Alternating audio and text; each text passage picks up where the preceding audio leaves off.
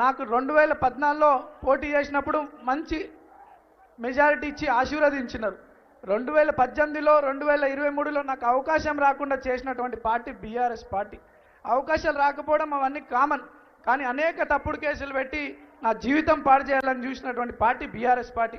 ఒక పక్క సమాజానికి ఉపయోగపడాలనుకున్నటువంటి యువకులని జీవితాలు పాడు చేసే క్రమంలో బీఆర్ఎస్ పార్టీ ఉంటే, ఇంకో పక్కన ఈరోజు సమాజానికి పబ్లిక్కి పేద ప్రజలకి అండగా ఉండే యువకులను ప్రోత్సహించాలనే ఉద్దేశంలో ప్రోత్సహించాలనే ఒక బలమైన నిర్ణయంతో మన ముఖ్యమంత్రి గారు ఉండడం నేనే ఒక ఉదాహరణ అని చెప్పి ఈ సందర్భంగా తెలియజేస్తూ, ఎప్పుడైతే కాంగ్రెస్ పార్టీ మీ బిడ్డనైనటువంటి నాకు అవకాశం కల్పిస్తుందని చెప్పి బీఆర్ఎస్ వాళ్ళు అనేక ఆరోపణలు చేస్తూ వచ్చినారు.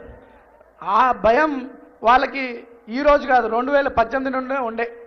అప్పటి నుండే నాకు అవకాశం రాకుండా చేశారు. ఇప్పుడు పెద్దల ఆశీర్వాదంతో నాకు అవకాశం వస్తుంటే తప్పుడు ఆరోపణలు చేస్తూ ఉన్నారు. బీఆర్ఎస్ పార్టీ భారతీయ రాష్ట్ర సమితి కాక భయం రాష్ట్రీయ సమితికి ఏర్పడి మనందరినీ తప్పుదోవల పట్టించే ఆలోచనలు ఉన్నారు.